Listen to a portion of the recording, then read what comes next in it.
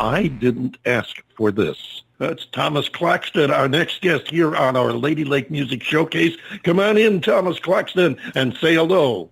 Hello, everybody. How are you? Doing great, Thomas. So glad to have you here with us. And on behalf of all of our friends at LadyLake Music, welcome to the LadyLake family. Well, thank you very much, and thank you for having me on today. Our pleasure. Tell us a little bit about Thomas Claxton for the people who aren't familiar with you. Okay, I gotta tell the part people might like. Definitely.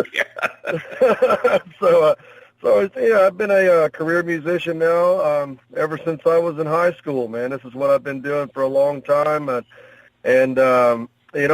travel the country. I started off playing in Savannah, Georgia, and now I've worked my way around the nation and doing shows anywhere from Miami to Alaska and LA to New York, and just enjoying life, man. You know, rock and roll is a big part of me, and it's what I enjoy doing. So I try to deliver it to everybody, and hopefully they like what I give them.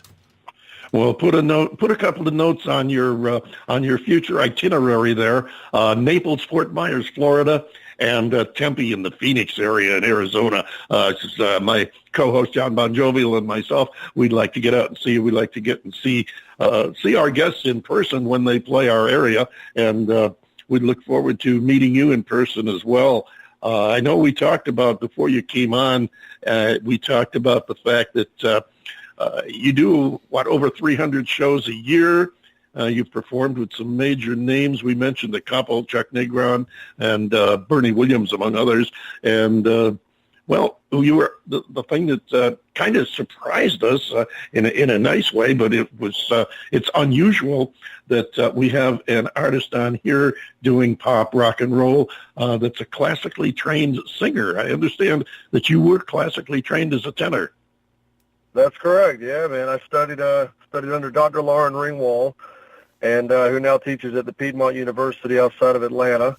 And I owe a lot to her, because it's even though it's rock and roll, I think the misconception is, a lot of rock singers wind up damaging their voice, but because of that classical training, it's really helped me preserve it, even though I keep such a busy schedule, So I'm the kind of guy I kind of piece a little bit together from everyone that I've worked with and everybody I've studied under. So she was the beginning of my teaching, and now I currently study under Ron Anderson out of Los Angeles, and Ron is a vocal coach for numerous celebrities, and Ron's taught Axl Rose and Alicia Keys and Chris Cornell, people like that, so I figured, with a resume like that, Ron Anderson must be a hell of a guy, so I've just been studying under him and trying to expand the horizons, Well, I know what you mean, and you bring out a very interesting point. We do a lot of work with emerging artists. It's one of our specialties here on the show. We like to think that we give emerging artists one more stage to present themselves, their talents, and their music. And we do a thing periodically called Rockstar 101, where we have major people from the music industry, all walks of the industry, discuss what it takes to make it in today's music world.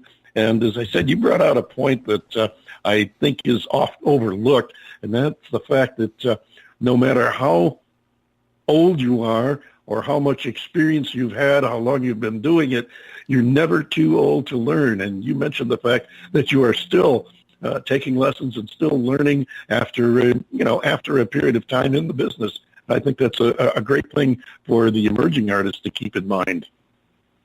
Oh, yeah. Well, I always figured, the day you think you know it all is the day you might as well quit, because if you think you know everything, you're never going to get anywhere. So, exactly.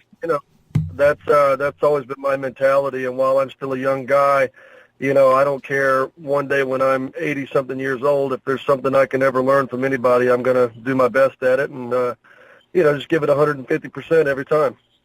Exactly. Actually, I had told my children in their growing years, because kids always look for it. I can't wait to get out of school and I'll be on my own and free. And I kept trying to remind them that life is school.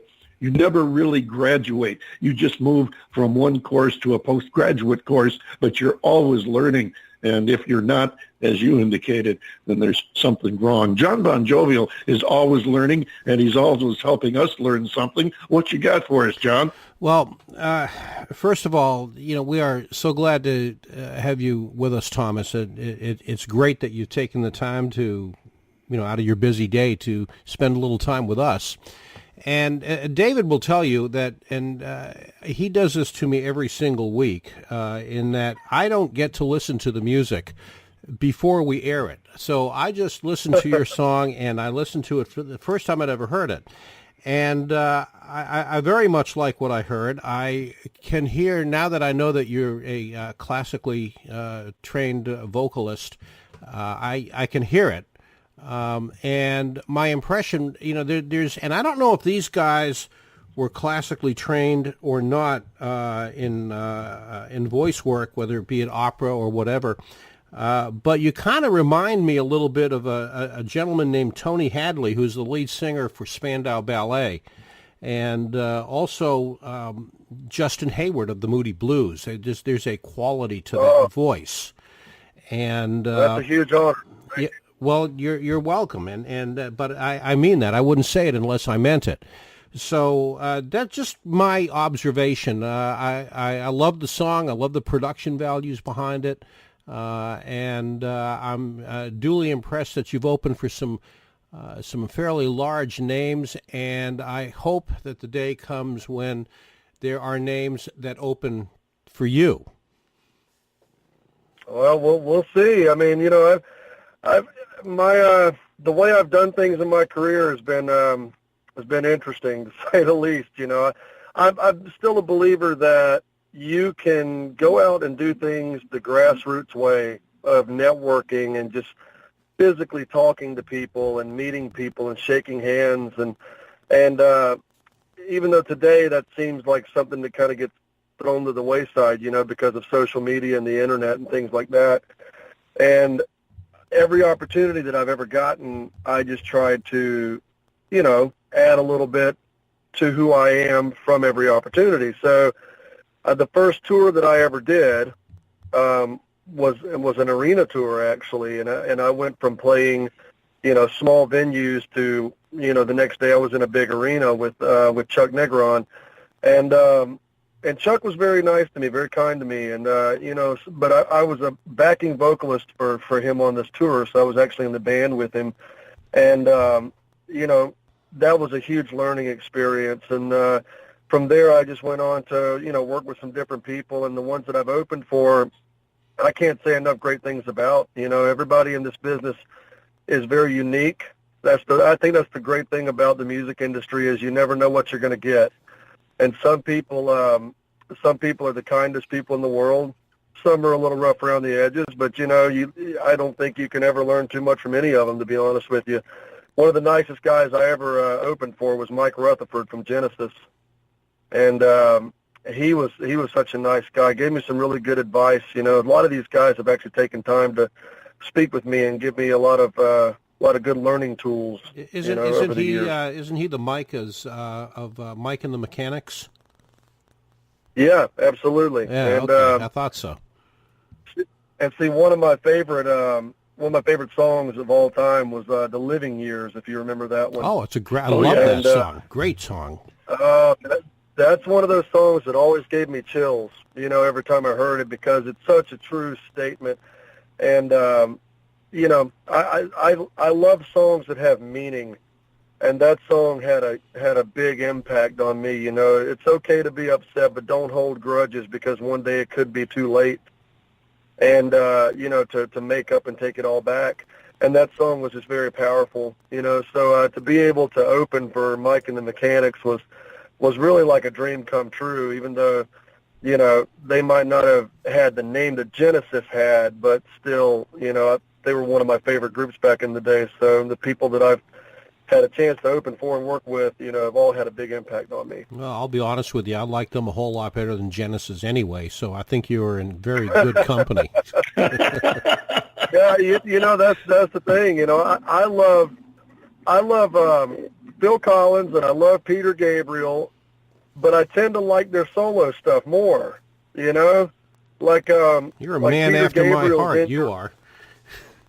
Yeah, I don't know what it was. I'm not saying it wasn't good in Genesis by any means. It was great stuff, but when Peter Gabriel was by himself, he wrote, In Your Eyes, which is another fantastic song. And, and that's the kind of stuff that I enjoy listening to, all of that. I live in Savannah, Georgia, so when I'm on the road, I do a lot of original stuff, but in Savannah's a tourist town, so they want cover music along with my originals, and so if I'm going to have to play cover music, I always do stuff that I enjoy personally. So I'm the guy in town I'm the guy that'll go out there and play In Your Eyes and Supertramp and things like that, because that's what I like. And my mentality has always been, if you're not enjoying what you're doing, then how can you give a crowd 100%? And that's always my mentality to it. So, I'm not one of those guys who just plays whatever they want to hear, Absolutely. I want to jump in here with one interesting little sidebar, or at least I think it's interesting, and I'm going to jump in here anyway. But anyway, as John Bon Jovi mentioned to you, I purposely don't let him audition the songs ahead of time because I'd like to get his first reaction, his gut reaction with no preconceptions or anything, because let's face it, people that hear you for the first time are doing just that. They're hearing you for the first time. So this is a neat advantage I have in being able to have him react cold off the cuff what he thinks of the new music we play. And another thing about John Bon Jovi that I think you guys have in common is I've heard a rumor, Thomas, that you're not a fan of autotune. No, that's for sure. Well, you are a man after my heart, then. I understand why some people use it. Don't get me wrong, but no, let's be perfectly honest here. Auto-tune is for people that don't have talent. If you have talent, you don't need it. It's plain and simple. Oh my God! What did you ever see the clip on one of the reality shows? I don't remember whether it was The Voice or American Idol, and they shot the guy down, and it was Simon. He was there with three of the other judges, and one of the girls said something to him like, "I have to be honest, that was one of the most horrific things I've ever heard." And the guy looks right at her, and he goes, "Well, see, that's why you use auto-tuning and I don't." And Simon's eyes got huge, and he looked like he was about to spit his drink up. It was hilarious, because she was right. It was terrible, but he was also right because she auto-tuned everything. So, just funny stuff. I can remember seeing No, I'm sorry. Go ahead. No, no, no.